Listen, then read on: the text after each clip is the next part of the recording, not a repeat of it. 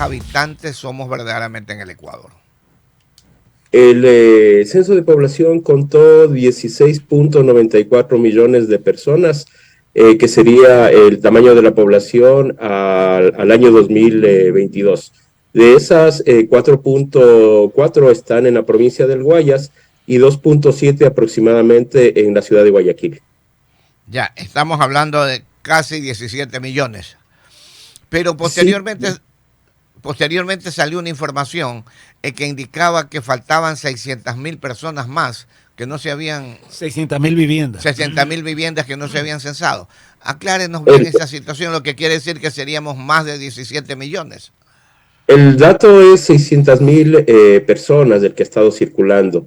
Eso tiene que ver con un concepto que se llama la omisión censal, es decir, las personas aquellas que a pesar de los esfuerzos que hizo el instituto no lograron ser contactadas y por lo tanto no lograron ser contadas. Eso es algo que pasa en absolutamente todos los censos de población. El censo del año 2010 tuvo una omisión de aproximadamente 500.000 personas. Cuando se hagan las estimaciones de población, o lo que se conoce como proyecciones, el dato será ajustado y seguramente se incrementará en un par de puntos porcentuales. Pero, ingeniero, eso correcto desde el punto de vista científico, pero en la práctica, por ejemplo, hay una serie de hogares que no fueron visitados por los censistas. ¿Qué nos puede decir a eso? Primero, esas viviendas donde hay personas que conforman hogares, seguramente o probablemente son parte de la omisión que le acabo de mencionar.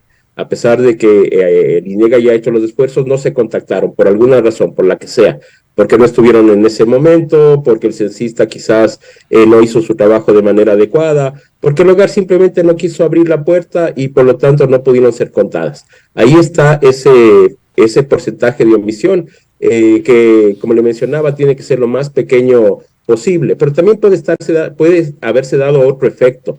Hay que recordar que el censo del 2022 tiene un cambio metodológico. En el del 2010 teníamos inmovilización del país y las personas se encontraban teóricamente en sus viviendas, ahí esperando que llegue el censista. Entonces, todos estaban dentro de la vivienda y se preguntaba uno por uno a todos los miembros del hogar. En esta ocasión, por la movilidad de las personas, con que esté una persona mayor de 15 años era suficiente para tomar los datos. Y podría ser que los otros miembros del hogar tengan la percepción de que no fueron incluidos en la cuenta, pero quien estuvo en ese momento en el hogar cuando llegó el censista entregó la información de todo el hogar y por lo tanto están contados. Ahora, dentro de los 16 millones y tantos, casi 17, ¿están tomados en cuenta esos hogares que significan cuántos habitantes más o menos? Son esos 16, 9, 4, aproximadamente 17 millones. Ya. Al interior del hogar sí encontramos diferencias importantes que son propias de los cambios de la forma de vida de las personas, lo que técnicamente se llama la transición demográfica, hogares más pequeños, con un crecimiento o un mayor número de hogares de una sola persona, de dos personas, que luego van impactando sobre la forma como se definen o se diseñan las ciudades y los territorios. Un mayor número de departamentos más pequeños, la población concentrándose, aunque no hay un cambio significativo entre lo urbano y lo rural, sí hay una concentración en la parte urbana, mejor dotación de servicios de manera general en el país, aunque algunas provincias y algunas ciudades todavía tienen que hacer algunos trabajos adicionales para poder garantizar la dotación de servicios para esas viviendas y por lo tanto para esa población. ¿Hay algún porcentaje, 23 minutos y las 8 de la mañana, ¿hay algún porcentaje de equivocación en este censo? Los censos no tienen asociados porcentajes de error, como tienen normalmente las encuestas, ¿no? Que por diseño tienen un error asociado. El indicador de calidad del censo, de cualquier censo, y específicamente de esto, es el dato que le había mencionado, el de la omisión censal. Es decir, las personas que a pesar de los esfuerzos realizados por la Oficina de Estadística no fueron contactadas y por lo tanto no pueden ser incorporadas, no fueron incorporadas a la cuenta. Esos porcentajes, para que el censo se considere absolutamente perfecto, tienen que ser iguales o menores al 5%. Sin embargo, si estuvieran entre el 5 y el 10%, los censos son perfectamente buenos y válidos. Si superan el 10%, tienen que ser explicados, sin embargo, no pierden necesariamente la validez. El censo ecuatoriano está en los niveles adecuados y cuando se hagan los ajustes de población, esperamos que estará incluso menos del 5%. Ya, o sea que el número que tenemos en estos momentos no es el definitivo. Tiene que venir luego un ejercicio de proyecciones de población. Lo explico de manera rápida. El censo le va a dar el número para el año 2022, pero la definición de la política pública, el trabajo de los instituciones del Estado, requieren también el tamaño de la población en el 2023, 24, 25, 26, 27 y en absolutamente todos los años hasta que venga el siguiente censo. Ese tamaño de población de los años que no tuvieron un censo viene por un ejercicio que se llama proyecciones de población. Y ahí se ajusta esta omisión y se suponen los comportamientos de los componentes demográficos, es decir, se supone cuántas personas van a nacer, cuántas van a fallecer y cuántas van a migrar, para así ir ajustando la cuenta y que las personas que tienen que tomar decisiones con los datos del censo de población tengan esa información a la mano y que esa información sea de buena calidad. Por ejemplo, aquí hay un oyente en el YouTube que dice, a La Joya no fueron nunca, al sector de La Joya aquí. Y por ejemplo, aquí compañeros de trabajo nuestros y personalmente, a nuestros hogares no fueron, pasamos ahí todo el tiempo. Estuvimos en Guayaquil por un periodo bastante largo, tuvimos bueno, por todo el periodo, ¿no? En todo el país demoró el mismo tiempo. Tuvimos algunas dificultades entre noviembre y diciembre por el tema principalmente de la inseguridad que provocó los desistimientos de los censistas. Sin embargo, tuvimos que extender los periodos de recolección y luego garantizamos la visita a absolutamente todos los sectores y las viviendas del país. Podría ser que en este porcentaje de omisión, en este número de personas que no fueron contactadas, se encuentre la persona que está escribiendo de La Joya o el caso que usted refiere de los compañeros de trabajo. Sinceramente le digo, no creemos en ese número que tienen, creemos que son muchos más. Hay muchos hogares que se están quejando de que no lo visitaron. Por eso hablábamos si había alguna proyección sobre los hogares que no se han visitado para tener realmente un valor real de cuántos habitamos en el Ecuador. Otra situación. Los hombres, estamos conversando con el ingeniero Jorge García Guerrero. El ingeniero Jorge García Guerrero es el subdirector general del INEC, Instituto Nacional de Estadísticas y Censos. Mire, hombres hay 8 millones y tantos, mujeres un poco más, unas 400,000 más. Ok. Aquí no han, y me preguntaba ayer, en estos días nos preguntaron, aquí no se han tomado en cuenta de cuántos gays existen en el país.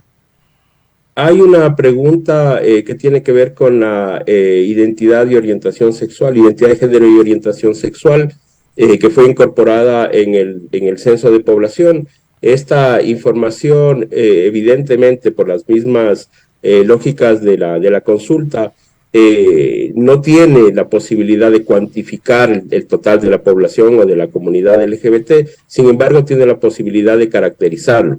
El instituto, al arranque del censo, se comprometió con los colectivos para realizar conjuntamente con ellos un estudio, una publicación que seguramente en los siguientes meses será entregado al país con esta caracterización sobre cómo viven y qué condiciones tienen las personas que pertenecen a estos colectivos. Piensa que en algún momento, con todo lo que faltaría, o si no falta nada, si llegase a faltar algo dentro del censo, ¿piensa que ese número de casi 17 millones cambiarían o no? Cuando se ajuste por proyecciones, ese número va a cambiar y va a subir, precisamente por ese concepto que quizás no soy tan didáctico para explicarlo, pero que lo vengo mencionando desde el principio, que es el de la omisión censal. Para que tenga una idea del tamaño en el número de personas, un punto de la omisión censal significan aproximadamente y un poco más de 170,000 personas. Si lo colocamos en 2 puntos, eso sería 340,000. Si colocamos en 4 puntos, estaríamos hablando de 680,000 personas. Y nosotros pensamos que aproximadamente por ahí será la omisión y por lo tanto vendrá el ajuste por esos valores. Sin embargo, hay que esperar a hacer el ejercicio técnico, ajustarlo y luego presentar la información estimada y proyectada, no solamente para el 2022, sino para los 10 años siguientes, que es lo que se estila normalmente cuando se hacen los ejercicios censales. O sea, que definitivamente el número que ustedes han entregado ahora oficialmente no es el último dato. Ese es el dato final del conteo de población, es decir, las personas que fueron contadas por el censo de población. Luego, de manera inmediata, viene lo que le menciono, un ejercicio de estimación y de proyecciones, que es, insisto, completamente normal, habitual, se hizo en el año 2010, se hace en todos los países, y cuando llegue ese momento habrá una publicación que tendrá la información de los 10 siguientes años a nivel nacional y dividido por territorios. Ahora, faltan 17 minutos para las 8 de la mañana, 17 y las 8, conversando con el ingeniero Jorge García Guerrero, subdirector general del INEC. Ingeniero, hablando de todas estas cuestiones, ¿realmente en este censo se logró saber cuántas personas no tienen casa, no tienen techo? Ahí vienen como dos conceptos, ¿no? Uno es el de las personas sin hogar, las personas sin vivienda, los habitantes de calle. Hay un conteo, no lo tengo en la mente, se lo realiza en un día específico en los lugares donde previamente se ha identificado que pasan la noche y se lo hace prácticamente a nivel nacional el mismo día. Pero probablemente su pregunta va en el otro sentido, aquellas personas que no tienen en propiedad una vivienda. Y hay una pregunta específica que también es histórica en los censos de población, en que se le pregunta a las personas cuál es su relación de propiedad con la vivienda que están habitando.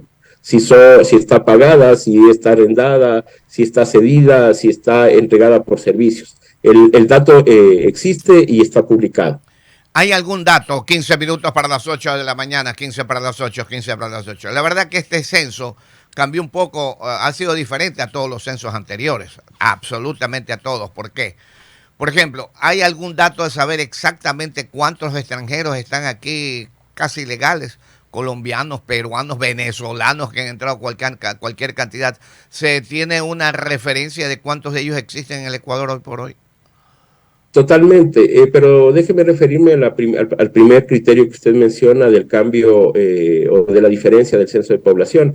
Sí, este censo del año 2022 tiene una metodología distinta, que en la práctica es ubicar a la persona donde realmente habita, lo que sería el concepto de la residencia habitual. El censo del año 2010 y los anteriores, excepto el del año 50, que también tuvo esta misma metodología, ubica a las personas donde pasaron la noche anterior a la llegada del censista. Esta diferencia es significativa porque el ubicar a las personas donde residen permite plantearse con mejor precisión dónde se están demandando los servicios. Sin embargo, hay algunas cuestiones que a la población le podrían parecer de alguna manera un tanto extrañas, como el periodo extendido o la colecta de información a través de mecanismos tecnológicos que en cambio reflejan la evolución de los censos y la forma como se están realizando y se realizarán a futuro. Voy al tema de los extranjeros. El censo da información de migración, tanto migración internacional como migración interna, a través de un par de preguntas que hay que procesarlas, ¿no? Para saber de dónde está viniendo esa migración, especialmente a las ciudades que son captadoras de migración, como es el caso de Quito, Guayaquil y algunas otras ciudades del país. En el caso de los extranjeros, el número es un poco mayor a 400,000. La proporción más importante son venezolanos, con el 54% aproximadamente. La segunda es colombianos, con el 20% aproximadamente. Es decir, entre estas dos orígenes o procedencias está prácticamente el 80% de la población migrante. Y el crecimiento de la población venezolana es el más alto registrado en este censo, que evidentemente por los registros y las noticias sabemos que es algo que ha estado sucediendo en el país en los últimos años. Pero el descubrimiento más importante del censo es la salida de ecuatorianos. La referencia de que estamos probablemente en un proceso de una ola migratoria que ya no solamente se mira en las ciudades o en las provincias que habitualmente expulsaban población, como es el caso de las del austroecuatoriano, sino que ya vemos focos de migración en provincias como Chimborazo, Tungurahua o Guayas o Pichincha. Ahora, ingeniero, 12 minutos para las 8, 12, 12, 12 y las 8. En este censo se pudo medir la pobreza del Ecuador. ¿Cuántos ecuatorianos realmente viven en la extrema pobreza, en la mediana pobreza y pobres en general? Ahí también tenemos que hacer una aproximación conceptual para entender, y la respuesta es sí, pero no mide la pobreza por ingresos, que se mide cuando uno pregunta el tamaño de los ingresos de las personas, y los censos no preguntan eso. Quien pregunta cuánto tiene de ingreso una persona es las encuestas de empleo, las de ingresos de gastos. Aquí preguntamos el acceso a los servicios básicos y a otros elementos adicionales como educación, etcétera, a las viviendas, el acceso a los servicios básicos en las viviendas y las características de la población a las personas. Y luego se hace una construcción de un índice que es un poco más complejo, que tiene varios componentes y que lo conocemos como la pobreza por necesidades básicas insatisfechas. Ese es el dato que va a entregar el censo de población en las próximas semanas o en los próximos meses. Sin embargo, como estamos viendo que hay una mejora en la cobertura de los servicios básicos a nivel nacional, esperamos o ya suponemos que vamos a tener una mejoría en los niveles de pobreza por necesidades básicas, lo cual no significa que no existan poblaciones que todavía se encuentren excluidas y que estén también con índices de pobreza bastante altos. Seguramente, y por lo que vemos en los datos que le menciono, estarán ubicadas en las zonas rurales y en las partes marginales o exteriores de las ciudades, especialmente las ciudades más grandes. Ok, ingeniero, 10 minutos para las 8. El ingeniero Jorge García Guerrero, subdirector general del INDEC. El economista Osvaldo Calderón Ruiz le tiene preguntas. Gracias, licenciado. Saludos cordiales, ingeniero García. Usted mencionó que entre una de las preguntas en este censo se planteaba cuántas personas están fuera del país. Tenemos una relación cuantitativa de cuántos ecuatorianos están fuera del suelo patrio. El censo toma información del residente habitual, es decir, las personas que residen dentro del territorio nacional. Y de manera práctica es las fronteras del Ecuador continental, Galápagos, y también los espacios que están relacionados con las delegaciones diplomáticas que también se consideran territorio ecuatoriano. A eso hace referencia el censo de población. Sin embargo, hay una pregunta que se le hace a los hogares sobre si alguna persona de ese hogar ha salido fuera del país y aún no ha regresado. Esa es la pregunta que se le hace y se toma un conjunto de años. Entonces ahí podemos saber aquel dato de migración de salida de las personas que tienen todavía miembros del hogar en el país. Y suponemos, eso no lo podemos confirmar por el censo, que también hay una proporción de hogares que han salido completos, y evidentemente de este grupo de población no vamos a tener un dato, sino a través de los registros administrativos cuando la migración es formal. Hay que hacer referencia a esa pregunta del hogar para tener una aproximación de la salida del país.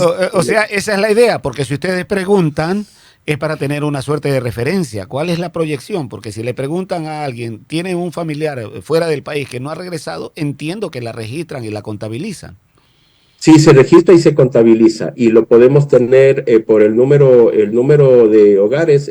No tengo el número en la cabeza exactamente, pero también podemos saber por el número de personas que han sido mencionadas como que salieron del país y no han regresado.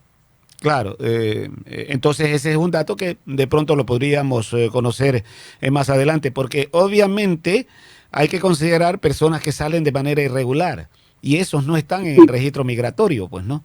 Exactamente, Pero sí están en el exactamente. registro familiar.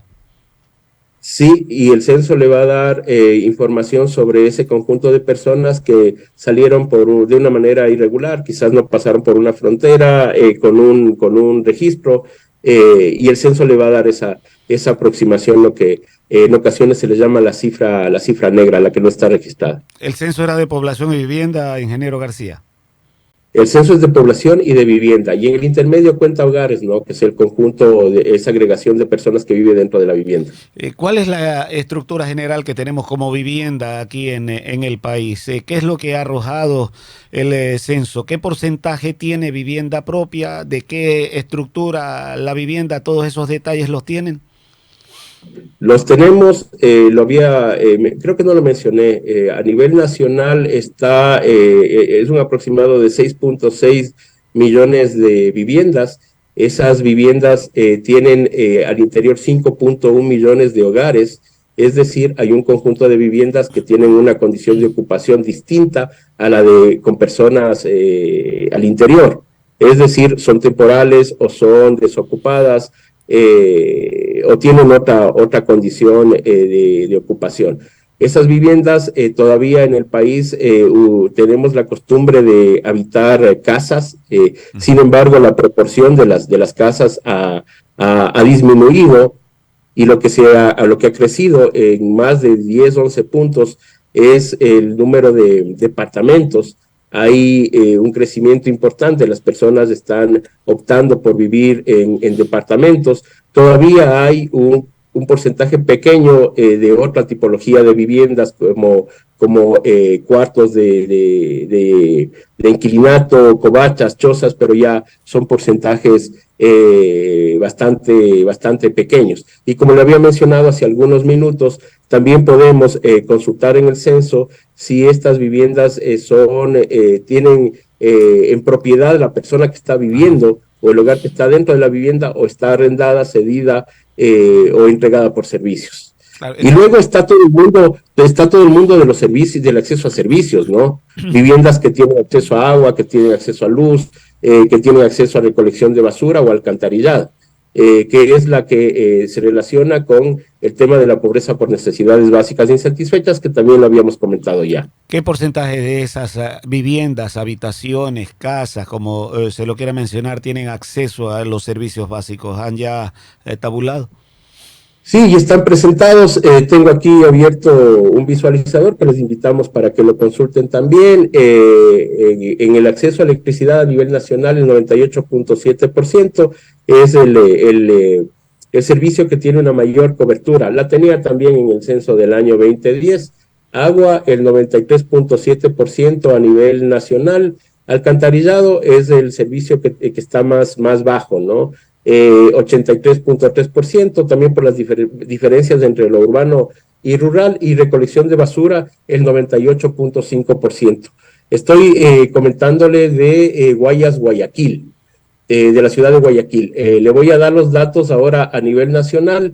Electricidad 97.5%, un poco más alta. Agua potable 84.2%, se parece mucho a la cobertura que teníamos en Guayaquil. Alcantarillado 65.8%, la proporción es más baja porque entra la ruralidad, y la recolección de basura el 88.7%. Los datos están publicados, hay un visualizador bastante fácil de utilizar que está publicado, y pueden hacer las consultas las personas que nos están escuchando. Con esos datos bien pudiéramos colegir que la sociedad ecuatoriana como tal tiene muy buenos servicios, estamos en una muy buena condición porque esos indicadores son muy elevados, 98, 80 y pico, son realmente muy importantes. Y también había un porcentaje de viviendas, el más grande porcentaje con casas de 3 ambientes, si mal no recuerdo, ingeniero García. Pero permítame hacer un comentario sobre su criterio anterior. Esos datos están agregados a nivel nacional, y el que le mencioné de Guayaquil también está agregado a nivel de la ciudad completa. Pero todavía existen brechas importantes. Hay una población que está con esos niveles de acceso a los servicios, y hay otra que todavía necesita algunos esfuerzos que tienen que realizarse para mejorar esos accesos, especialmente la que está en la parte rural y las que están en las periferias de las ciudades o para donde las ciudades están creciendo. Lo que tiene que ver con la vivienda, en lo que refiere, no tenemos un tamaño relacionado con los ambientes, sino con esa lógica o tipo de la vivienda. Casa, departamento, rancho, mediado, etcétera.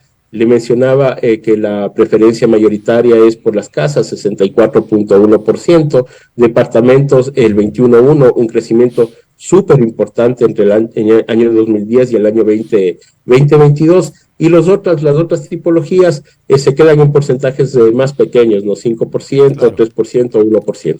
Claro, sí, yo había leído un dato, por eso le planteaba esa pregunta, y en la primera, a ver, por ejemplo, alcantarillado, promedio, 85%, eso quiere decir que de 100 habitantes o de 100 casas, 85 tienen acceso a eso, eso es un número sin duda muy importante para cualquier sociedad, sí. Entiendo, mi querido ingeniero García.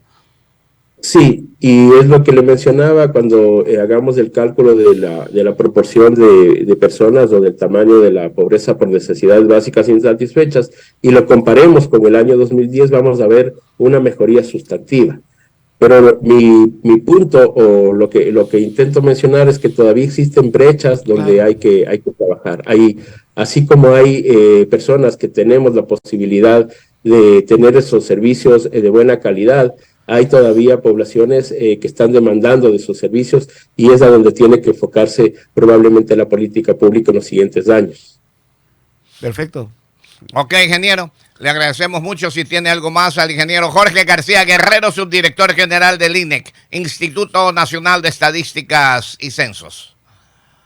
Agradecerle por la bondad de la entrevista y mencionarle a las personas que nos escuchan que la información está publicada. Apenas hemos hecho un caminado por algunos números muy poquitos. El Censo de Población tiene muchísima información que está disponible y se puede acceder con mucha facilidad. Nuevamente, muchas gracias. Muchas gracias al ingeniero Jorge García, subdirector general del INEC. La Hora Economista. ¡Cucú!